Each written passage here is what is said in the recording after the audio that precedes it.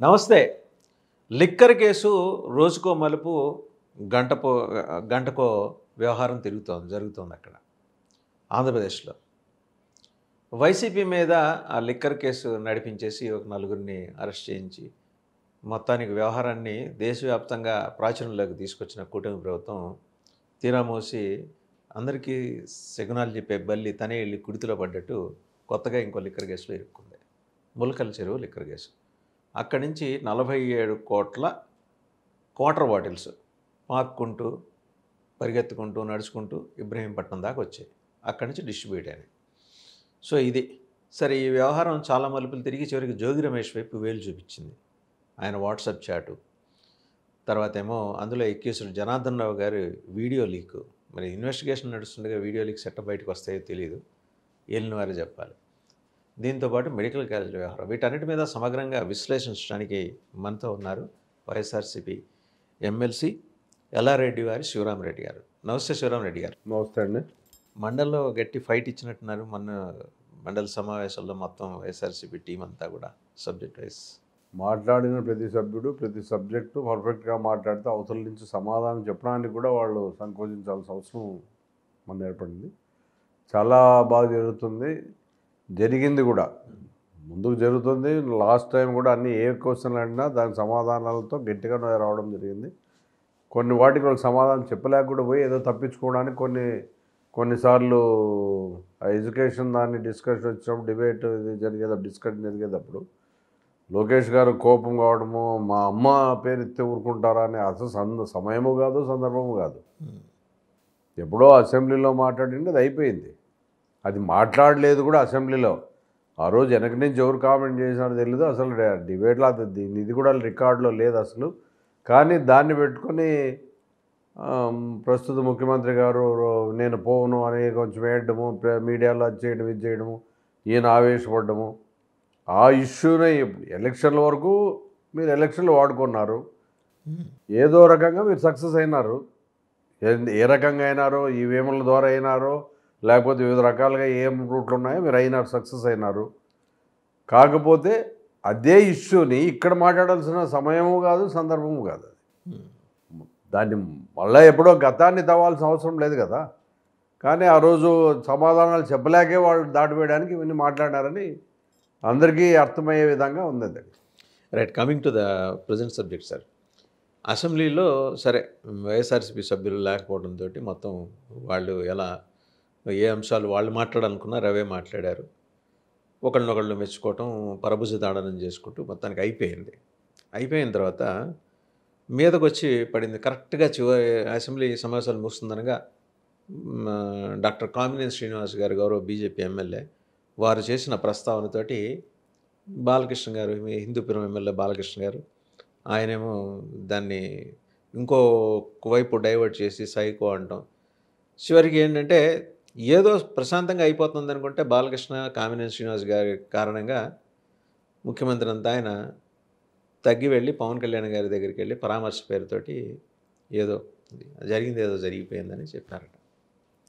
అదే పోయి బయటికి రాగానే లిక్కర్ కేసు వచ్చింది, ములకల చెరువు. అంటే ఉపాధి కల్పన హామీ ఇచ్చారు వాళ్ళు. బహుశా అందులో భాగంగా మరి జయచంద్రారెడ్డి గారికి ఏమన్నా ఒక కుటీర పరిశ్రమ పెట్టుకునే అవకాశం ఇచ్చారు. దాంట్లో సురేంద్ర నాయుడు అనే ఆయన కూడా ఉన్నారు. ఆయన మెయిన్ అంతా వాళ్ళ దగ్గర ఉండేది పెట్టేది ఆయన కూడా ఉన్నాడు. ఆయన పేరు ప్రస్తావించడంలే, కేవలం ఈయన కోవర్ట్గా అనాలనే దాంతో జయచంద్రారెడ్డి అనే ఆయన పేరు ప్రస్తావించి, అంటే రెడ్డే అనే దాంతో చేస్తున్నారు అనేది వీళ్ళ వర్షన్ ఉన్నట్లుంది. ఇప్పుడు ఆ రోజు సురేంద్ర నాయుడు అనే ఆయన లైఫ్ పడితే ఆయన 2015-16 ఇచ్చిండేది మీరే, క్షమాభిచ్చ వ్యక్తి. ఆయన కూడా ఇందులో పాత్ర ఉంది. మరి అప్పుడు ఓన్లీ ఈయన పేరు ఒక్కటే చెప్పడం ఏముంది? ఇప్పుడు కోవర్ట్ అయితే మీరే పిలిచి సీట్ ఎందుకు ఇచ్చినారు వాళ్ళకి? కండువా కూడా కప్పారు కదా. కండువా కప్పినారు, మళ్ళీ ఆయనకి సీట్ ఇచ్చినారు, గలాట అయినాయి, అక్కడ అన్నీ జరిగినాయి. మళ్ళీ అవన్నీ జరిగినప్పుడు ఇప్పుడు ఈ మీరు కోవర్ట్ అనే దాంట్లో ఇంక అర్థం ఏముంది? ఈ లెక్కన ఇప్పుడు రేపు చాలామంది ఒక 20-25 మంది రెడ్లు వచ్చారు కదా, అక్కడి నుంచి గెలిచారు, కొందరు మంత్రులు కూడా అయ్యారు. ఇప్పుడు రేపు పొద్దున తేడా పడితే వాళ్ళని కూడా కోవర్ట్ అని చేసేస్తారా? లేకపోతే వైఎస్ఆర్సీపీ నిజంగానే పంపించిందా అండి తెలుగుదేశంలోకి? ప్రస్తుత తెలుగుదేశం పార్టీ ముఖ్యమంత్రి గారు ఎట్లున్నారంటే ఆయన కానీ ఆ పార్టీకి సంబంధించిన వాళ్ళు కానీ ఇంతకుముందు గతంలో ఏది జరిగినా పాకిస్తాన్ వాళ్ళ హ్యాండ్ ఉంది, పాకిస్తాన్ వాళ్ళు కుట్రా అంటుండే గతంలో. మీరు కూడా వినింటారు అది. ఏ ఇన్సిడెంట్ ఇండియాలో జరిగినా గతంలో కామెంట్ పాకిస్తాన్ వాళ్ళ కుట్ర ఉంది విదేశీ హస్తం అనే పరిస్థితి. ఈరోజు వీళ్ళు ఏది వాళ్ళ తప్పిదాన్ని కప్పిపుచ్చుకోవడానికి వైఎస్ఆర్ కోవర్టులు ఉన్నారు, వీళ్ళు గతంలోనే అమ్మేవాళ్ళు అంటే అప్పుడు సంవత్సరంన్నర నుంచి మీరు కంటిన్యూటీ ఉన్నట్లే కదా. 16 నెలలు సార్ మరి. అదే మరి ఉంది. మీరు ఆయన ఏమో మళ్ళీ ఆయన డిబేట్కి వచ్చిండే మాట్లాడే, ఆయన పేరు నాకు ఐడియా లేదు కానీ ఆయన కూడా ఏమన్నాడు, ఇక్కడి నుంచే దీనికి తీసుకున్నాడు బెజవాడ, అది ఎక్కడ మచిలీపట్నం ఎక్కడో ఇంకో బెల్ట్ షాప్ పట్టుకున్నారు సార్, గన్నవరమో ఏడో ఇబ్రాహీంపట్నం. ఆ పట్టుకున్నప్పుడు కూడా ఇక్కడి నుంచే తీసుకుపోయినారు, అక్కడేం కుటీర పరిశ్రమలు లేవు అని చెప్పాడు. అంటే అక్కడి నుంచి వాళ్ళ మొలకల చెరువు నుంచి వీళ్ళు తీసుకొని పోతున్నారంటే విచ్చలవిడిగా. అది అండి. ఇది పైగా వాళ్ళు చూపించారుగా, మొత్తం డిస్ప్లే చేశారు. అదే మరి ఇబ్రాహీంపట్నం వరకు నువ్వు ట్రాన్స్పోర్ట్ చేస్తున్నావు విచ్చలవిడిగా అంటే అప్పుడు మిగిలిన దగ్గర ఉండే జిల్లాలు మొత్తం అన్నీ చేస్తున్నట్లే కదా. అన్నీ చేస్తున్నారు, మీరే దాన్ని పట్టించుకోకుండా, మీ హ్యాండ్ లేకుండా, పెద్దల హస్తం లేకోకుండా జరిగే ప్రశ్నే లేదు. ఎంతమంది చనిపోయినారు? మేము అంతకుముందు కౌన్సిల్లో కూడా దాన్ని మాట్లాడడం జరిగింది. దీనివల్ల చాలామంది చనిపోతున్నారు, ఆ కుటుంబాలకు మీరు ఏం చేస్తారు? కల్తీ మద్యం తాగి అనంతపూర్లో చనిపోయినారు కొంతమంది. నిన్న మొన్న అది వచ్చిన తర్వాత మొలకల చెరువులోనే పోయారు కదా. అదే సార్, మొలకల చెరువులో పోయినారు. ఈ మధ్య కాలంలో వాళ్ళ ఆ ఇష్యూ పైకి వచ్చిన తర్వాత ఆ ఇష్యూ అప్పుడే గుంతకల్లో చనిపోయినారు కదా వేరే వాళ్ళు తాగి ఆడే. ఇట్లా చాలా పోయినారు. నేను నాణ్యమైన ఎలక్షన్ ముందు ఏం చెప్పినారు, నాణ్యమైన మంది ఇస్తాను, వీళ్ళు కల్తీ ఇస్తున్నారండి. మరి జగన్మోహన్ రెడ్డి గారు ఉన్నప్పుడు ఏమన్నా ఇట్లా జరిగినాయని అంటే పైన సెంట్రల్లో కూడా సమాధానం చెప్పినారు. NCRB, national crime records bureau, ఒక్క చావు కూడా లేదని. మరి ఆ రోజు నాణ్యమైనది ఇవ్వకుండా పోయింటే ఇట్లా ఇన్సిడెంట్లు 30,000 మరణాలు అని చెప్పారు వాళ్ళు అప్పట్లో.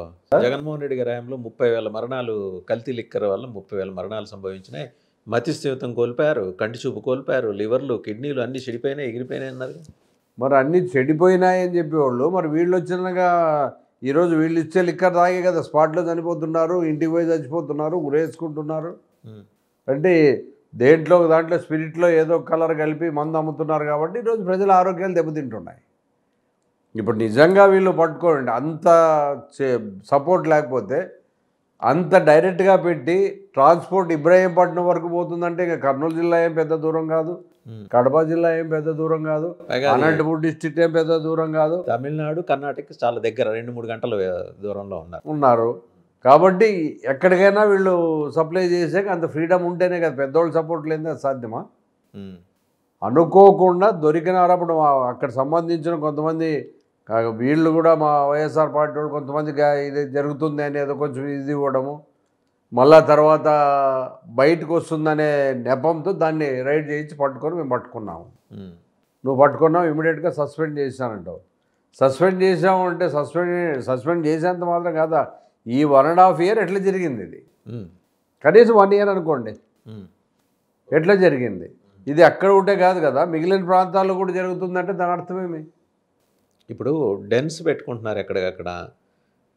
మరి ఈ లెక్కన దక్షిణ కోస్తాకి మరి విజయవాడ దగ్గర ఇబ్రహీంపట్నం, ఉత్తరాంధ్రకు కూడా వెళ్ళిపోయి ఉండొచ్చుగా. డెఫినెట్గా సార్, స్టేట్ అంతా దాంట్లో అక్కడే పెట్టింటారు. ఇక్కడి నుంచే వీళ్ళు ఇదొక దాని నుంచే వేస్తాను కాదు. ఆయన కూడా విజయవాడ అయినా నాకు తెలుసు, అద్దెపల్లి జనార్దన్ రావు గారు. మరి ఆయన అక్కడ కూడా బ్రాంచ్లు పెట్టి చేసింటాడు అంతా. ఇప్పుడు ఎవరికి తెలుగుదేశం వాళ్ళకి ఏం సంబంధంలే, దీంట్లో ఇన్వాల్వ్మెంట్ లేదంటే ఒక సామాన్యుడు వచ్చి ఒక మామూలుగా వ్యక్తి పెట్టగలడా అది? ఆయన ఆఫ్రికా నుంచి బయలుదేరే ముందు ఒక వీడియో రిలీజ్ చేశాడు. ఇందులో పెద్దల హస్తం ఎవరిది ఏమీ లేదు, వచ్చిన తర్వాత అన్నీ చెబుతానండి. మరి పెద్దల హస్తం లేదు, జోగి రమేష్ హస్తం ఉంటే ఆ రోజు చెప్పచ్చుగా, ఎందుకు చెప్పలా? అదే సార్, ఇప్పుడు తెలుగుదేశం వాళ్ళు ఇన్వాల్వ్మెంట్ ఉంది కాబట్టి ఆయన వాళ్ళని సర్టిఫై చేసినాడు ఎవరు లేరు అని. మా జోగి రమేష్ ఇన్వాల్వ్మెంట్ అస్సలు లేదు కాబట్టి ఆయన పేరు గుర్తురాలే. ఇక్కడికి వచ్చినాక కస్టడీలో ఉన్నప్పుడు నువ్వు చెప్పాయా అంటే వాళ్ళు ఎవరు చెప్పమన్నా వాళ్ళు చెప్తా ఉంటారు. వాళ్ళ మనిషే కాబట్టి అదే డెఫినెట్గా ఎవరెవరు చెప్పమంటే అందరూ చెప్తాడు. ఆ చెప్పే దాంట్లో భాగంగానే వీళ్ళందరినీ మేమేదో కేసు పెట్టి ఇబ్బంది పెడదామని మొదట్లో 2-3 రోజులు ఏమీ రాలే.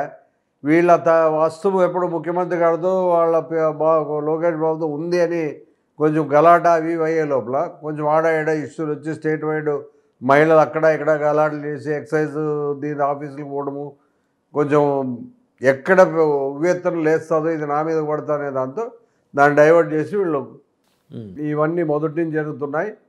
వీళ్ళు కోవర్ట్గా వచ్చిన నువ్వు సీట్ ఎట్టేస్తావు. నువ్వేమంతావా నిన్న మొన్న పాలిటిక్స్లోకి రాలే కదా, అప్పటికే 3 సార్లు ముఖ్యమంత్రిగా అయినారు మీరు. మీ పార్టీ ఎన్ని సంవత్సరాల నుంచో ఉంది, ఒక పద్ధతి ప్రకారం నేను నడుపుతున్నానంటారు. అట్లాంటప్పుడు ఇట్లాంటి వాళ్ళు వస్తే గుర్తుపట్టలేరా మీరు? ఈజీగా గుర్తుపట్టచ్చు. అదే మరి అలాంటి పరిస్థితుల్లో కేవలం మీ హస్తం ఉండడం వల్లనే మీ పెద్దలు, మీ పార్టీలో మీరు మీ పెద్దలు ఎవరో హస్తం ఉండడం వల్ల ఇవన్నీ జరిగినాయి. ఇవి జరిగినప్పుడు మరి మీరు దాన్ని యాక్షన్ తీసుకోవాల్సింది పోయి ఇంకో పార్టీని బ్లేమ్ చేయడం ఏమి? అది నీ సొంత జిల్లాలో, మీకు సంబంధించిన జిల్లాలో, చిత్తూరు జిల్లాలో మొలకల చెరువు పెద్ద దూరం కూడా లేదు, అక్కడ ఇంత బహిరంగంగా జరుగుతుందంటే మరి సామాన్యులకు సాధ్యమయ్యే పనేనా? తర్వాత ఇంకోటి గమనించి ఉంటారు, ఆయన కస్టడీలో ఉన్న వ్యక్తి జనార్దన్ రావు గారు, ఆయన ఏమంటారు, జోగి రమేష్ 3 కోట్ల రూపాయలు ఆఫర్ చేశాడు, జస్ట్ 3 crores కోసం ఆయన ఇంత రిస్క్ తీసుకుంటాడా సార్ జనార్దన్ రావు గారు? ఒకవేళ నిజంగానే జోగి రమేష్ ఆఫర్ చేశాడు అనుకుందాం కాసేపు, 3 కోట్ల కోసం రిస్క్ తీసుకుంటాడా?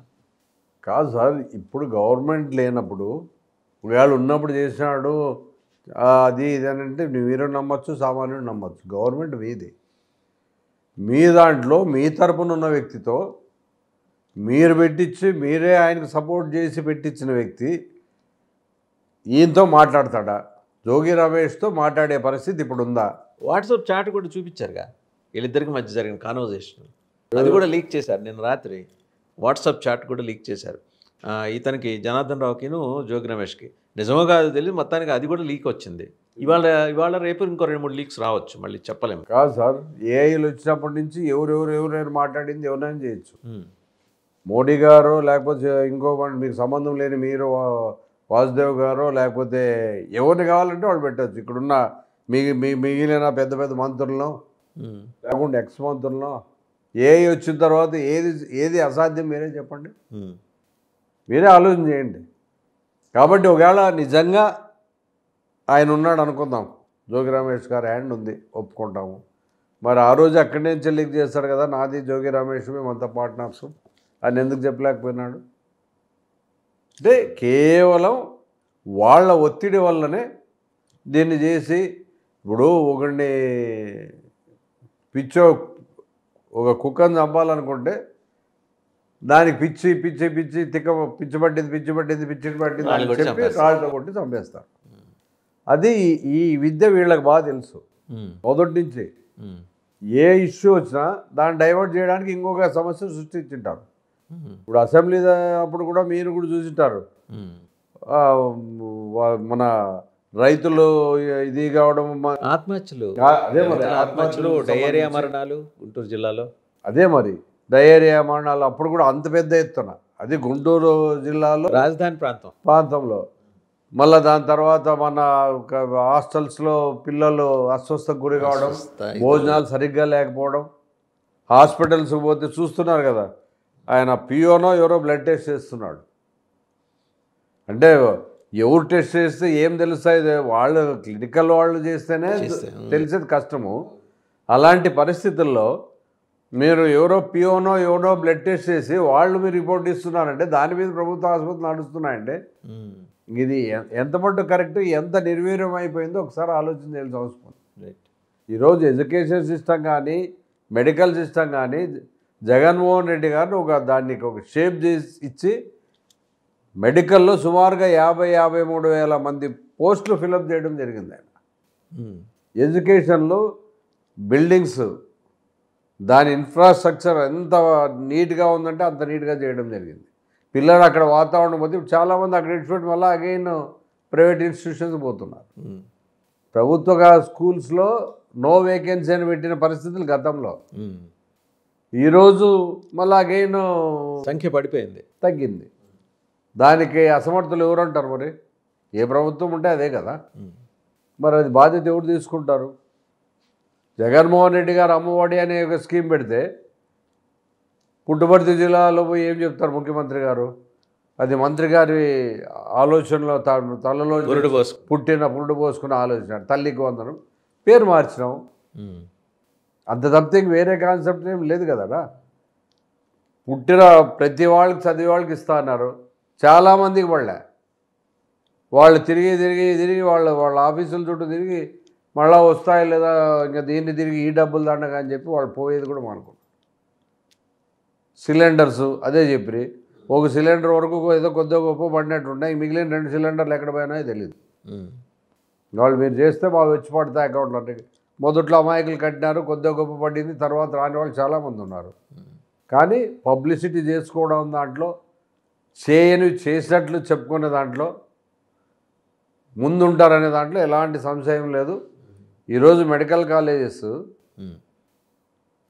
ప్రైవేట్ 17 మెడికల్ కాలేజీలని మనం ఎంత ప్రిస్టేజియస్గా తీసుకోవాలి. అమరావతి అనే గవర్నమెంట్ ఆఫ్ ఇండియా ఇచ్చిన అవకాశం, అది ప్రతి జిల్లా కూడా పెట్టుకొని అందులో మనకు 17 తెచ్చుకున్నారు జగన్మోహన్ రెడ్డి. గతంలోనే వచ్చినాయి బిట్వీన్ 14 to 19. అప్పుడు ఆ రోజు మీరు దాన్ని ఆలోచన కూడా చేయలే.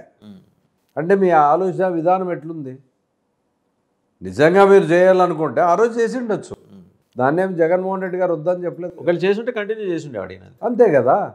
ఇప్పుడు ఒక మంచి వ్యవస్థను ఏ ప్రభుత్వాలు ఉన్నా ప్రభుత్వాలు నీది కాదు, ఆయనది కాదు, ప్రజలది. ఎవరు వచ్చినా ఏ ముఖ్యమంత్రి అయినా ప్రజల డబ్బులతోనే ప్రభుత్వాలు నడిపేది. మన సొంత ఆస్తులు ఖర్చు పెట్టి ఏ రాజకీయ నాయకుడు కూడా ఏం నడపడు. దాన్ని ఆ వచ్చిండే గత ప్రభుత్వాల మంచి విధానాలని మనం ఇంప్లిమెంట్ చేయాలి, కంటిన్యూటీ ఉండాలి. దాన్ని సాల్వ్ చేయడము, ఇంకోటి కొత్తగా మొదలుపెట్టడము. ప్రైవేటిజం అనేది వచ్చిందే మన ఆంధ్రాలో కంబైన్డ్ స్టేట్లో ఇంజనీరింగ్ కాలేజీలో జనార్దన్ రెడ్డి ఫస్ట్ చేయడానికి పోతే ఇదే ముఖ్యమంత్రి గారు గలాట్ చేయడం జరిగింది. ఆయన ముఖ్యమంత్రి అయితే మళ్ళీ ప్రైవేట్ వాళ్ళకి పర్మిషన్ ఇచ్చినాడు. అప్పుడు గలాట్ చేసి ఎట్లా చేస్తారు? ఆయన రాజీనామా చేసి దిగిపోవడానికి కూడా కారణం అదే కదా. అదే మరి జనార్దన్ రెడ్డి గారు. అట్లాంటిది మళ్ళీ ఈయన రాగానే మళ్ళీ అదే ప్రైవేట్ కాలేజెసే పెట్టారు. దాని తర్వాత ఇప్పుడు మళ్ళీ మెడికల్ కాలేజెస్ సుమారుగా 17 కాలేజీలు వచ్చినప్పుడు దాంట్లో 10 ఇస్తా అన్నారు, ఇంకా కొన్ని కూడా అవుతాయని చెప్పి మళ్ళీ సెంట్రల్ గవర్నమెంట్ అదేదో రిపోర్ట్ కూడా మన ఏదో చెప్పిరి. ఇప్పుడు 5 కంప్లీట్ అయిపోయినాయి జగన్మోహన్ రెడ్డి గారి టైంలోనే, ఇంకో 2 ఆపరేషన్స్లో ఉన్నాయి. అందుకని ఏం చేశారు, 7ంటికి గాను 10ంటికి గాను పీపీపీ మోడ్లో వెళ్దాం అనుకున్నారు. ఫస్ట్ ఫేజ్లో 4 221 ఎకరాలు సార్. ఎకరం ఏడాదికి 100 రూపాయలు లీజు అంటే 2600 రూపాయలకి ఇచ్చేస్తారు. సరే, టెండర్ ఫీజు కోట్లలో ఉంటుంది, వేరే విషయం. కానివ్వండి, చెప్తాను టెండర్ ఫీజు ఉందా లేదా. కాలేజీ సంగతి పక్కన పెడితే దానికి అనుబంధంగా కట్టే 625 పడకల ఆసుపత్రులు, పెద్ద ఆసుపత్రుల్లో ప్రైవేట్ వాళ్ళ దగ్గర రాజ్యం. అదే సార్, ఇప్పుడు మన కరోనా టైంలో ప్రభుత్వ హాస్పిటల్ ఉండడం వల్ల జగన్మోహన్ రెడ్డి గారు ఎంత పకడ్బందీగా మన చనిపోయిన శాతం చాలా లెస్. అవును, ఎంత సీరియస్గా తీసుకున్నాడు ఆయన. ఈ మెడికల్ కాలేజ్ ప్రతి ఏరియాలో ఉండి మనకి 600-700 బెడ్స్ ఉంటే దాని నుంచి పేదవాడికి ఎంత లాభం, బెనిఫిట్ ఉండేది. ఈరోజు ఎంబీబీఎస్ సీట్లు సామాన్యుడు కూడా ఎంబీబీఎస్ కావాలనుకుంటే చదివించలేని పరిస్థితి. అట్లాంటప్పుడు ఇన్ని కాలేజీలు వచ్చినప్పుడు ఇన్ని సీట్లు వస్తే దాని నుంచి ఎవడు బెనిఫిట్ అయ్యేది? పేద ప్రజానికేమో అన్ని వర్గాల వాళ్ళకి వస్తాయి కదా. ఆయన పెట్టిండే రేటు ఈ ఇన్స్టిట్యూషన్ నడవడానికి దాని మీద వచ్చే ఇప్పుడు దీన్ని వసూలు చేసే ఫీజు ఏమైనా ప్రైవేట్ దాంట్లో వస్తే మళ్ళీ కాలేజీకి పెట్టడం కోసమే అన్నాడు, కాలేజీకి అనుబంధంగా ఉండే హాస్పిటల్కి. అదే మరి ఈ డబ్బులు ఏవైతే వీళ్ళు ఎన్ఆర్ఐ కోటా జగన్మోహన్ రెడ్డి గారు పెట్టారో, ఎన్ఆర్ఐ కోటా ప్లస్ మామూలుగా 12 లక్షల చిల్లర 20 లక్షలు 22 లక్షలు పెట్టినాడు. 3 కేటగిరీలు. ఈ కేటగిరీలో వచ్చే అమౌంట్ ఏదైతే వస్తుందో ఆ అమౌంట్ను ఇక్కడ మెయింటైన్ చేయడానికి దీనికి ఉపయోగించుకోవడానికే దాన్ని పెట్టినాడు. కరెక్టే, అది తప్పేం లేదు కదా. బర్డన్ పడుకోకుండా అమరావతిలోనేమో లక్షల కోట్లు ఖర్చు పెడుతున్నారు, అప్పులు తెచ్చి ఇప్పటికే 1000 కోట్లు. దానికి 4950 కోట్లు లేవు గవర్నమెంట్ దగ్గర. అందుకని గవర్నమెంట్ ఈ మెడికల్ కాలేజ్ చేయలేమని దండం పెట్టేసి పీపీ. అదే మరి అక్కడ మీ ఆస్తులు పెంచుకోవడానికో లేకుంటే వివిధ రకాలుగా ఉండడానికో, ఇప్పుడు హైదరాబాద్ ఏం గవర్నమెంట్ డెవలప్ చేసిందండి? స్లోగా డెవలప్ అవుతూ పోయింది ఇది. అంతే అంతే. రోడ్లు గిట్లు వేసి ఉండొచ్చు కానీ ఏమీ అప్పులు చేసి దీంతోనే అని కాదు కదా. ఏ స్కీమ్లు అయినా కూడా ప్రభుత్వాలు స్లోగా ఒకేసారి అభివృద్ధి జరిగేది సాధ్యం కాదు. నువ్వు ఒకేసారి అభివృద్ధి అమరావతికి ఎక్కడో స్టేట్లో ఉండే డబ్బులన్నీ అక్కడ ఖర్చు పెడుతున్నారు. మిగిలిన ఏరియాలో రోడ్లు పడే అది పడే అని మొదట్లో ఓ అని ప్రచారం చేస్తే గుంతలు లేని రోడ్లు, ఆ రోడ్లు, ఈ రోడ్లు అని. ఇప్పుడు ఎంత బారెడు లోపలికి ఉన్నాయి ఒక్కొక్క గుంత మెయిన్ రోడ్లకు. అవును. మరి మీరు చేసింది ఏముంది? ఈరోజు గతంలో కామెంట్ చేస్తే రోడ్లు చూస్తే ఈరోజు మీరున్నప్పుడు రోడ్లు ఎట్లున్నాయి? మిగిలిన వాటికి ఖర్చు పెట్టుకోకుండా కేవలం అమరావతి కోటే పెడుతున్నారు. అవును. అమరావతిలో ఇంత డబ్బులు ఖర్చు పెట్టి మీరు దాని నుంచి టెక్నాలజీ పెరిగింది. గతంలో అవసరం ఎక్కడ వీడియో కాల్స్ పెట్టచ్చు, లేకుంటే వివిధ రకాలుగా మనం టెక్నికల్గా వాడుకొని అందరితో ఆఫీసర్తో కాంటాక్ట్ అవ్వడానికి ఉంటుంది. హైదరాబాద్ కానీ పెద్ద పెద్ద సిటీల్లో ఒకే దగ్గర వ్యవస్థను కేంద్రీకృతం చేయడం వలన గతంలో మనము మాకు తెలంగాణ సపరేట్ కావాలని సపరేటే, అన్ని ప్రాంతాల సమస్థాయిలో డెవలప్ అయింటే ఈ పరిస్థితి రాదు, వచ్చేది కాదు. ఇప్పుడు ట్రాఫిక్ జామ్లు బెంగళూరు కావచ్చు, వీడియో కావచ్చు, ఆడ అన్ని సిటీలు కర్ణాటకలో అన్ని సిటీలు డెవలప్ చేసినా కూడా ట్రాఫిక్ జామ్లు, టైం వేస్ట్. ఒక దగ్గరికి పోవాలంటే ఒక అర్ధ దినం టైం వేస్ట్. అట్లా కాకుండా ఏ ప్రాంతంలో ఉన్న వాళ్ళకి ఆ ప్రాంతంలోనే డెవలప్ చేసుకుంటూ పోతే ఆటోమేటిక్ స్టేట్ అంతా డెవలప్ అవుతుంది. అందరూ సమపాళ్లలో పైకి వస్తారు, ఎవరు డివిజన్ కోరే పరిస్థితి ఉండదు. ఈరోజు మీరు మళ్ళీ అగైన్ ఏం చేస్తున్నారు? అక్కడ ఒక ప్రాంతంలోనే డెవలప్ చేస్తున్నారు, చుట్టూ ఉండే ప్రదేశాలు డెవలప్ చేస్తున్నారు. మళ్ళీ ఎక్కడైతే జరిగిందో సపరేట్ తెలంగాణ ఇంకో 30-40 ఏళ్ళకి మళ్ళీ వాళ్ళు కూడా అదే అవుతుంది. అంతే, ఇగ్నోర్డ్ ఏరియాస్ అన్నీ మళ్ళీ ఆందోళనకు దిగుతాయి. అంతే కదా. మీరు చేస్తున్న పని సీనియారిటీ అంటారు. నేను నా భారతదేశంలోనే నాకున్నంత సీనియారిటీ లేదంటారు. సీనియారిటీ ఉండాలి, సీనియారిటీతో పాటు ఉందో లేదో కానీ నువ్వు తప్పకుండా ఆలోచన విధానం కూడా అట్లా ఉండాల. బిఫోర్ క్రైస్ట్ కాదు ఆలోచన చేయాల్సినది మనం. అప్పుడు విధానాలు అనేది కాకుండా ఇప్పుడు ఈ కాలానికి తగినట్లు ఎట్లా చేయాలా, టెక్నాలజీ ఎట్లా ఉపయోగించుకోవడం అంటే నేను ముందు ఉంటాడంట. ఉందా అన్నప్పుడు మరి అంత డబ్బులు అక్కడే ఎందుకు పెట్టాలి మనం? ఏం అవసరం ఉంది? 3 పంటలు పండే ప్రాంతంలో గ్రావిటీ పైన వాటర్ వస్తాయి. నువ్వు ఒక ఏరియాకి నీళ్ళు తీసుకోవాలంటే కోట్లాది రూపాయలు ఖర్చు అవుతాయి. అట్లా కాకోకుండా నీకు ఈ గ్రావిటీ పైన వచ్చే ప్రాంతాన్ని 2-3 పంటలు పండి వాళ్ళ బ్రతుకు వాళ్ళు బతికే వాళ్ళని అర్ధ ఎకరా ఉన్నా ఎకరా ఉన్నా పూల తోటలు వేసుకున్నా కూరగాయలు వేసుకున్నా బ్రతికే వాళ్ళని అన్ఎంప్లాయ్ చేసినారు. ఈరోజు మీరు వాళ్ళంతా జీవనోపాధిని కోల్పోయినట్లే కదా. వాళ్ళకి ఏదో ఇవిస్తా స్కిల్ డెవలప్మెంట్ ఏం చేశారు ఇప్పటివరకు? వాళ్ళు మీరు ఇచ్చే ఇదేదో గుత్త అది ఇది ఇస్తాం, మా పక్క గుత్త అంటారు, మీ పక్క ఏమంటారు, లీజ్ అమౌంట్, దాన్ని మీరు ఇస్తున్నాం పెడతా అంటే ఏం చేస్తారు?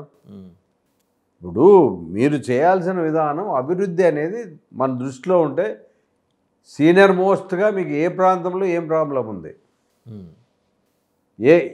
ఎక్కడెక్కడ ఏం చేస్తే డెవలప్ అవుతుంది. ఇప్పుడు జగన్మోహన్ రెడ్డి గారు వైజాగ్ అనేది ఆయనేమి ఆలోచన విధానం కాకుండా కాదు. హైదరాబాద్ అంత ఇన్కమ్ సోర్స్ మనకు పెరగాలంటే కేవలం వైజాగే. అంతే, ఫైనాన్షియల్ క్యాపిటల్ అన్నారు కదా. అది జరగాలంటే అక్కడ ఉంటే తప్ప సాధ్యం కాదు. దీనికి ధీటుగా తగలాలంటే అదే అవసరము. పోర్ట్లు కూడా పోర్ట్లు ఎన్ని చేసినాడు ఆయన. అవును, ఆ పోర్ట్లు చేయడం వల్ల కూడా ఇన్కమ్ జనరేషన్ అయితే స్టేట్కి ఆయన ఆలోచన విధానం స్టేట్కి ఇన్కమ్ జనరేషన్ మనము వచ్చేటట్టు చేయాలా, జనరేట్ కావాలి. అది దాంతోపాటు స్టేట్కి మనం ప్రజలకు ఏమేమి చేయాలో అవన్నీ చేయాలా. ఒక పక్క వైద్యాన్ని, ఒక పక్క విద్యను, ఒక పక్క వివిధ రకాలుగా అభివృద్ధిని ముందుకు తీసుకోవాలనే ఆలోచనతో ముందుకు వచ్చాడు. ఆయన ఆలోచన విధానాన్ని ఏది మంచిదైతే దాన్ని ఇంప్లిమెంట్ చేయి. కేవలం జగన్మోహన్ రెడ్డి గారిని చూశారు కాబట్టి మెడికల్ కాలేజీని ప్రైవేటైజ్ చేయాలి. ఇవ్వద్దు. మీరు ప్రైవేటు హాస్పిటల్స్ని కానీ ప్రైవేటిజం పీపీపీ విధానం అంటే ఏమి? ప్రైవేటు పబ్లిక్ ప్రాపర్టీని ప్రైవేటిజం చేస్తున్నారు మీరు. 33 ఏళ్ళు లీజు, తర్వాత మళ్ళీ ఎక్స్టెండ్ చేయడానికి అవకాశం ఉంది. 66 దాకా ఉంది.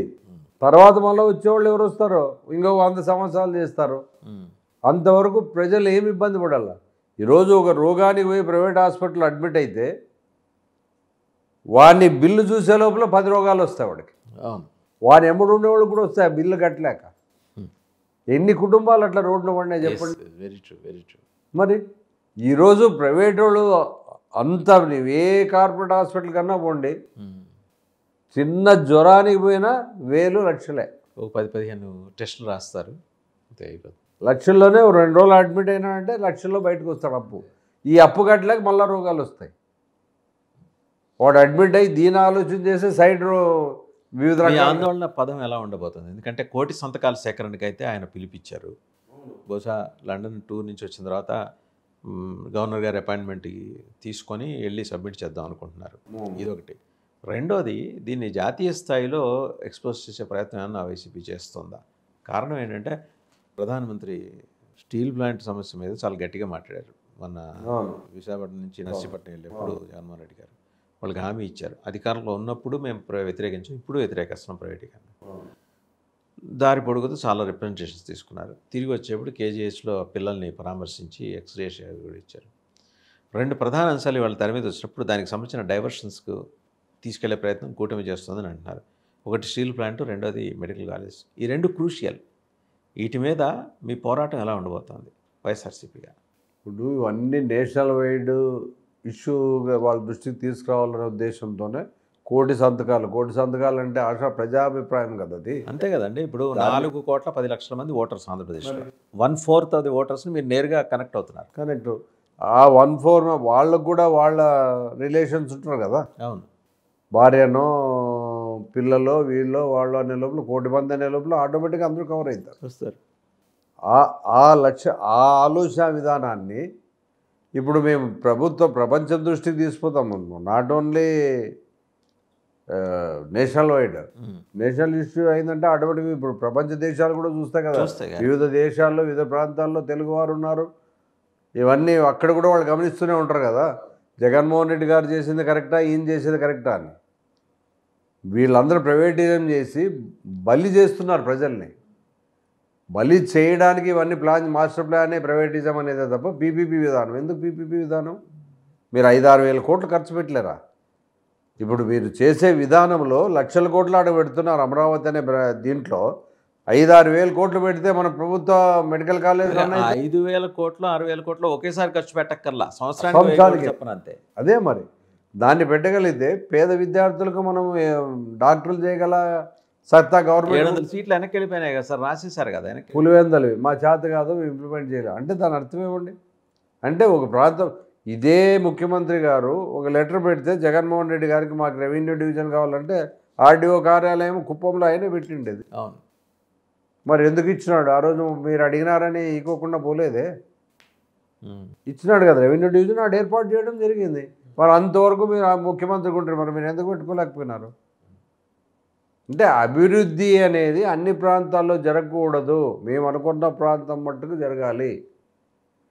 మిగిలిన ప్రాంతాలన్నీ జరిగి అందరికీ అవేర్నెస్ పెరిగి అందరూ మేధావులు అయితే మేము పెట్టుకోవాలి. అది వాళ్ళ పార్టీ విధానం. జగన్మోహన్ రెడ్డి గారి విధానం అది కాదు.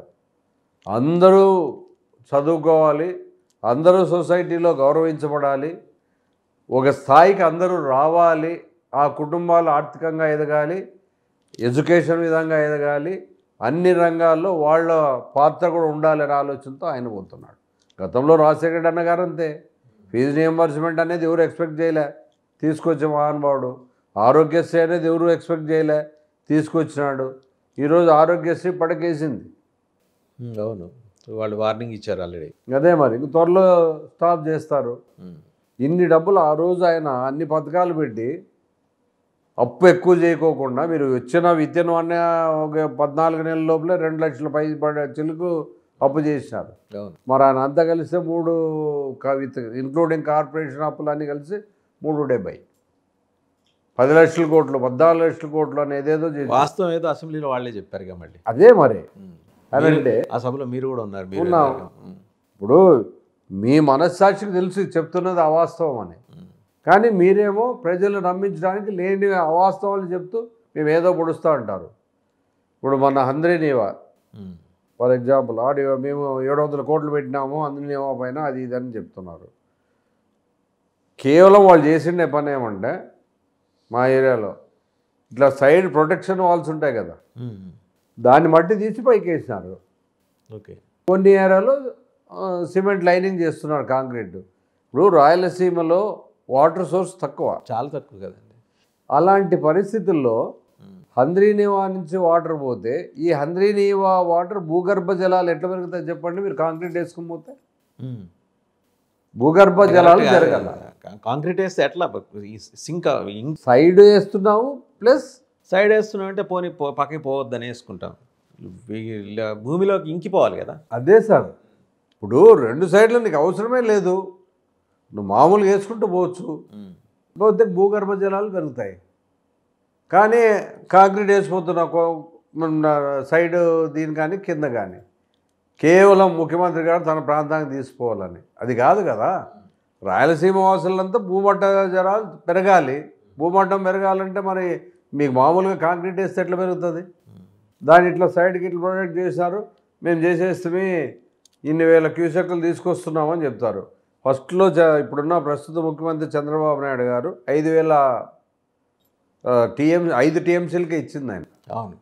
రాజశేఖర రెడ్డి అన్న గారు వచ్చిన తర్వాత 40 టీఎంసీలకు పెంచడం జరిగింది. మరి ఆ 40 టీఎంసీలకి పెంచుకోకపోతే ఈ నీళ్లు మీరు ఎక్కడ తెస్తారు? అది చెప్పరు. మేము కెనాల్ని రిపేర్ చేసాం, కాంగ్రెస్ చేసిన తర్వాత మళ్ళీ మేము రిపేర్ చేసాం. ఇప్పుడు ఒక ఇల్లు కట్టుకుంటాము మనము, ఇల్లు కట్టుకుంటుంటే కట్టే రోజుకి అన్నీ రెడీగా ఉంటాయట. 1 by 1 సమకూరుతాయి. ఇంట్లోకి పోయిన తర్వాత నువ్వు మళ్ళీ కొన్ని చేసుకుంటావు, కామన్ అది. ఇప్పుడు ఒకేసారి కెనాల్ రిపేర్ అయినా, ఒక సమ్మర్ స్టోరేజ్ ట్యాంక్ కట్టినా ఒకేసారి సమ్మర్ స్టోరేజ్లో కూడా ఒకేసారికి వాటర్ స్టోర్ చేయరు. అంచెలంచెలుగా చేసుకుంటూ పోతారు. యాజ్ ఇట్ ఈజ్ ఇదైనా అంతే. కెనాల్స్ అయినా ఒకేసారి వాటర్ పెట్టరు, స్లోగా పెంచుకుంటూ పోతారు. నువ్వు దాన్ని నేను చేసుకుంటూ వచ్చినా అని అంటే మనందరి బాధ్యత. మీరు చేసినా మేము ఏ పార్టీ చేసినా అది ప్రజలకు మనం రెస్పాన్సిబిలిటీగా ఉన్నాం కాబట్టి మన బాధ్యత అది. ప్రజలకు మనకు ఆ నమ్మకంతో మనల్ని ఇచ్చారు. ఒకరిపైన ఒకరు కక్షలు పెంచుకొని ఒకరిని లోపలికి వేయడం, ఒకరు బయటకు తీయడం, అన్నెసరిగా మీడియా వాళ్ళు సోషల్ మీడియాని కేసు పెట్టి లోపల వేయడం, బయటకు తీయడం, ఇది కాదు విధానం. విధానం ఎప్పుడు వాళ్ళకంటే మీరు మెరుగ్గా చేసి. మీరు అన్నారు కాబట్టి చెప్తున్నా, 5 మంత్రులతో కమిటీ చేశారు లోకేష్ గారి ఆధ్వర్యంలో. మీరు అక్కడే ఉన్నారుగా, సభలో అని ఉన్నారుగా. ఇది సోషల్ మీడియా నియంత్రణకి సంబంధించి. మరి అంటే వాస్తవాలు బయటికి రాకూడదా? మనం ఏమైనా హిట్లర్ పరిపాలనలో ఉన్నామా? ఇది ప్రజాస్వామ్యము, వాక్ స్వాతంత్రం అందరికీ ఉంది. ఇంతకుముందు వాళ్ళు కూడా ఎట్లా మాట్లాడినారు, హోమ్ మినిస్టర్ గారు ఏం మాట్లాడినారు, మరి వాటన్నిటి మీద కూడా కేసులు పెట్టాలి కదా. నిజంగా 10-12 ఏళ్ళ కింద మాట్లాడినవి కూడా కేసు పెడుతున్నారు. 3 ఏళ్ళ కింద 4 ఏళ్ళ కింద పెట్టినవి కూడా. మరి వాళ్ళు మాట్లాడిన వాటి మీద కూడా కేసు పెట్టి బుక్ చేసుకోవాలి కదా వాళ్ళే నిజాయితీగా. మరి దాన్ని రిప్రజెంట్ చేస్తే కేసు పెట్టేవాళ్ళు లేరు. ఈరోజు పోలీస్ వ్యవస్థ అనే దాన్ని నిర్వీర్యం చేసినారు. మిగిలిన వ్యవస్థలు నిర్వీర్యం అయిపోయినాయి. మనం we are not permanent, society permanent. Governance ఉండాలి. సొసైటీ సిస్టాన్ని మనం ఎప్పుడూ డైవర్ట్ చేయకూడదు. ఏ ప్రభుత్వాలు అన్నారా, మనం చెప్పినట్లే జరగాలి. ఇది వీఆర్ ద లీడర్స్ అనుకుంటే అది తప్పది. మనం లీడర్స్ కాదు, సర్వెంట్లు మనం. ఇంకొక 30 ఏళ్ళకి వాళ్ళు ప్రామిస్ చేసుకున్నారు కూటమి ప్రభుత్వమే ఉంటుంది. 30 ఏళ్ళు కూటమి ఉంటుందా, ఇంకో పార్టీ ఉంటుందా? ప్రామిస్ మీరుగా చేసుకున్నాల్సిన ప్రజలు చేస్తారు. ప్రజా తీర్పు అది. మొన్న ఏదో పొరపాటున ఈవీఎంల పుణ్యమో ఇంకో పుణ్యమో అవి ఎప్పుడు జరగవు. అవి ప్రతిసారి ఒకసారి మోసపోతారు కానీ ప్రతిసారి మన పొలిటికల్ ఎకానమిస్ట్, మాజీ సలహాదారు ప్రభుత్వానికి పాలకాల ప్రభాకర్ గారు, ఆయన ఎక్స్టెన్సివ్గా దీని మీద వర్క్ చేస్తున్నారు, ఈ ఓట్ స్టోరీ మీద. ఆయనతో ఇంటర్వ్యూ చేస్తే ఆయన చెప్పారు, 7 పార్లమెంట్ సెగ్మెంట్లో ఆంధ్రప్రదేశ్లో ఇది ప్రొవిజనల్ ఓటింగ్కి ఫైనల్ ఓటింగ్కి మధ్య తేడా నోటీస్ అయింది. మొత్తంగా 50 లక్షల అరౌండ్ 7 ఏళ్ళు 49 అసెంబ్లీ సెగ్మెంట్లో 50 లక్షల దాకా మరి ఓట్లు అదనంగా పోలే. ఆయన అనేది అది ఓట్లు కౌంటింగ్ ఓట్లకి డిఫరెన్స్ ఉంది. ఎట్లా వస్తుంది చెప్పండి? 12% 13% దగ్గర 12.54%. ఎట్లా వస్తుంది? ఇప్పుడు పోల్ అయ్యిండే ఓట్లు కొన్ని అయితే దాని మీద ఇమ్మీడియట్గా సాయంత్రము అన్ని లోపల అయిపోతుంది. అంత మీరు నిర్దేశిస్తారు 1200 1500 అంటారు. అంతకుమించి ఎంత నష్టం వాళ్ళే వేయాలి, వాళ్ళు బయట వాళ్ళే. పోనీ బయట వాళ్ళని తీసుకొచ్చినా ఆ నెంబర్ అయితే దాటకూడదు, మరి నెంబర్ అయితే దాటకూడదు. ఇప్పుడు అలాంటి పరిస్థితుల్లో సుమారుగా ఇవి 80-90 కాన్స్టిట్యున్సీల మీద చూపించాను, మన పేపర్లో కూడా డీటెయిల్గా రాసింది. ఇవన్నీ ఉన్నాయి, 89 ప్లేసుల్లో ఇది జరిగింది అని. అవును. అంటే దాని అర్థమేమి, ఎట్లో గెలిచారు, ఒక వ్యవస్థ అనేది ఉంది. సుప్రీంకోర్టు కూడా దీని మీద సీరియస్గా ఉంది. స్పందించింది. కానీ ఈరోజు కాకపోతే రేపు బయటకు వస్తాయి. అవి రాకుండా ఉండు. ప్రజాస్వామ్యంలో ఏది దాగదు. అంతే. దొంగతనం కావచ్చు, ఇంకోటి ఏదో అంటారు పెద్దలు, అవి రెండు దాగేవి కాదు అవి. అవును. కాబట్టి ఎట్లా మీరు సక్సెస్ అయినారో పొజిషన్లో ఉన్నారు. మంచి మార్గంలో సొసైటీకి మంచి చేసి వాళ్ళకంటే మేము మేలుగా చేస్తున్నాము పరిపాలన, ఇంతకంటే ఎక్కువ ఫెసిలిటీస్ ఇస్తున్నామని మార్పు ప్రజల్లో ఆలోచన చేసే విధంగా పెట్టండి. రైట్. అంటే ఇన్ఫ్యాక్ట్ శివరామరెడ్డి గారు, ఒకటి ఎమ్మెల్సీగా మీరు గమనించి ఉంటారు, మీరు సభ వెళ్ళినప్పుడు సభా వ్యవహారాలు చూశారు. అండ్ ప్రత్యేకించి ఇట్లా మీ కార్యకర్తలు ఎక్కువ కేసులు ఎదుర్కొంటున్నారని, వాళ్ళకి ఏంటి అంటే చాలామంది ఏంటంటే ఏదో ఒక రకమైన కేసులు వెళ్ళిపోతున్నారు లోపలికి. ప్రొటెక్షన్ ఏ రకంగా ఇవ్వబోతున్నారు వైఎస్ఆర్సీపీ నుంచి? దాని సపరేట్ అడ్వకేట్లు లీగల్ తీసుకుంటున్నారు, లీగల్గా సపోర్ట్ ఉంది, వాళ్ళ ప్రయత్నాలు వాళ్ళు బాగా చేస్తున్నారు. దాంట్లో పార్టీ స్టెప్స్ తీసుకుంటుంది. మీడియా ఒకవేళ మా సోషల్ మీడియా వాళ్ళని బెదిరించడానికి వేస్తున్నారంటే అర్థం ఉంది. మీడియాలో ఉన్న విషయాలు చెప్పిన వాళ్ళు కూడా లోపలేసే పరిస్థితి ఉంది కేసులు పెట్టి.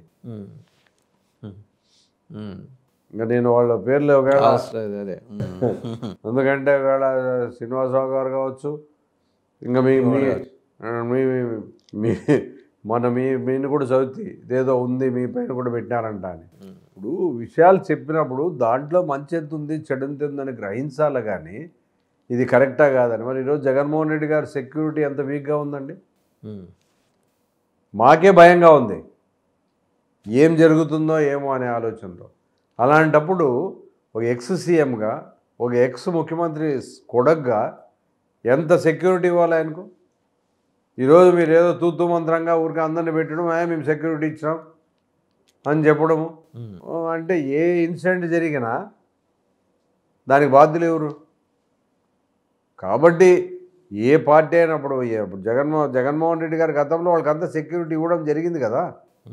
ఇదే అచ్చెన్నాయుడు గారు ఏమన్నారు, తినడానికి వచ్చారా మీరు, ఇన్ని వేల మంది వచ్చారంటే అదంతా మీకు సెక్యూరిటీ కోసం పెట్టానే కానీ ఇంకో దానికోసం కాదు కదా. మీరు అంత మరి ఆ సెక్యూరిటీకి ఎందుకు ప్రొవైడ్ చేయడంలో మీరు? ఈరోజు పోలీస్ వ్యవస్థ అనే దాన్ని ఒక డమ్మీగా చేసి మీరు ఆడుకుంటున్నారు. అన్ని వ్యవస్థలు, ఒక వ్యవస్థ అని కాదు, ఈ వ్యవస్థ ఆ వ్యవస్థ అని మీరు చెప్పినట్లు వినాలా, మీ క్యాడర్ చెప్పినట్లు వినాలా.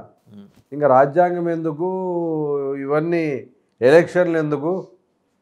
నాకు తెలిసి ఏ గవర్నమెంట్ ఉంటే వాళ్ళు నామినేట్ చేసుకునేటట్లు ఒక చట్టం తెస్తే సరిపోతుంది. ఈ లోకల్ బాడీ ఎలక్షన్లు అవసరంలే. ఇప్పుడు సర్పంచులు, ఎంపీపీలు వీళ్ళంతా వేరే పార్టీ వాళ్ళు ఉంటారు, గెలుస్తారనుకోండి, వాళ్ళకి పంచాయతీ ఫండ్స్ ఇవ్వాలన్నా కూడా ఈ రూలింగ్ కూడా ఏమీ లేనోడు ఆర్డర్ చేస్తేనే అయ్యేది. అంటే ఏమది పద్ధతి? రాజ్యాంగం అనేది ఒక విధానాన్ని రూపొందించినప్పుడు దాంట్లో మీరైనా దాన్ని ఒబే చేయాలా, మేమైనా చేయాలా, ఇంకోడైనా దాన్ని ఒబే చేయాల్సిన బాధ్యత మనందరి మీద ఉంది. అట్లాంటప్పుడు అది ఇంప్లిమెంట్ చేయకోకుండా ఏదో రకంగా ఇబ్బంది పెట్టాలనుకోవడం ఎంతవరకు కరెక్ట్ అది? కాబట్టి ఈరోజు వీళ్ళు చేస్తున్న ప్రతి విధానం కక్ష సాధింపు చర్యగానే కనబడుతుందే తప్ప నిజంగా మేము అభివృద్ధి చేయాలా, మార్పు తీసుకురావాలా అనేది కాదు. మేము 20 ఏళ్ళు ఉంటామా, 30 ఏళ్ళు మేము ఉండాలా అనే స్వార్థంతోన ఎక్కడిదక్కడ హిట్లర్ పరిపాలన చేస్తూ వాళ్ళని బెదిరించి ఏదో రకంగా దారిలోకి తీసుకురావడం అనుకోవడం, ఇదన్నీ మంచి ఆలోచన విధానం కాదు. ప్రజాస్వామ్యం ఉంటేనే ప్రజలు ఫ్రీగా ఉన్నప్పుడే ప్రజాస్వామ్యం మనలో ఉంటుంది. కానీ మనుగడలు లేకుండా దాన్ని పూర్తి హిట్లర్ పరిపాలన తీసుకురావాలా, నేను చెప్పిందే జరగాలి, ఇదే కరెక్టు అనే తత్వం ఎవరికీ మంచిది కాదు. రైట్. థ్యాంక్ యూ శివరామరెడ్డి గారు, thank you very much. Right sir. So చాలా నిక్కచ్చిగా చెప్పారు శివరామరెడ్డి గారు. ఏంటంటే ఒకవేళ ప్రశ్నించే గొంతుగా కనుక ఉంటే గొంతు నిలిమే ప్రయత్నం జరుగుతుంది, ఇది సబబు కాదు. ఒకటి మెడికల్ కాలేజీల వ్యవహారం అది జాతి మొత్తాన్ని, దేశం మొత్తాన్ని ఆకర్షించే కాదు, అంతర్జాతీయంగా కూడా అది ఒక ప్రధానమైన అంశం కాబోతుంది. ఓకే, ప్రభుత్వం ఒక సంకల్పం చేసి ప్రైవేట్ రంగంలో మెడికల్ కాలేజీలు పెట్టించుకుందాం అంటే 10 కాకపోతే 20 పెట్టించుకోండి, నో ఇష్యూ.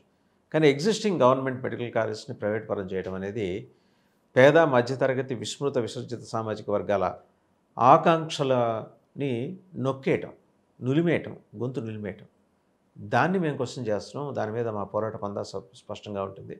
అలాగే లిక్కర్ వ్యవహారానికి వచ్చేప్పటికీ సరే, వైసీపీ మీద కేసులు ఉన్నాయి. 1924 మధ్య ఒక 4 అరెస్ట్ చేశారు. మిథున్ రెడ్డి గారు 70 రోజులు జైల్లో ఉండి బెయిల్ మీద వచ్చిన తర్వాత మళ్ళీ నిన్న ఆయన హోమ్ మినిస్టర్కి లెటర్ రాశారని మళ్ళీ నిన్న సిట్ వాళ్ళు వెళ్ళి చేశారని ఒక అభిప్రాయం ఉంది. ఆయన ఢిల్లీ నుంచి హుటాహుటిన వచ్చారు. ఆయన వితౌట్ హిస్ నాలెడ్జ్ ఆయన ఇంటికి వెళ్ళి సోదాలు చేశారంట. చేసుకోవచ్చు, తప్పేం లేదు. ప్రయర్ నోటీస్ ఇచ్చి వాళ్ళు చేసుకునే వెసులుబాటు ఉంటే కూడా ఈ ప్రయర్ ఇన్ఫర్మేషన్ లేకుండా లాస్ట్ మినిట్ ఇంటికి వచ్చిన తర్వాత ఫోన్ చేస్తే ఆయన ఎక్కడో ఢిల్లీలో ఉన్నారు, హుటాహుటిన వచ్చారు. లెటర్ రాశారు. ఆయన చేసిన నేరం ఏంటంటే హోంమంత్రికి లెటర్ రాశారు, ఈ లిక్కర్ స్కామ్ని వదిలేమాకండి, ఇది లార్జ్ వాల్యూమ్ చాలా పెద్దది ఇది, అండ్ వెనకాల ఉన్న వాళ్ళు కూడా చాలా పెద్దవాళ్ళు. ఇది not only CBI, drugs and narcotics drugs control department చేత కూడా ఇన్వెస్టిగేట్ చేయించాల్సిందే. సో ఎక్కడెక్కడో బొక్కలన్నీ బయటపడుతున్నాయి. ఇవి ఎక్కడికి వెళ్తాయో వేచి చూడాలి.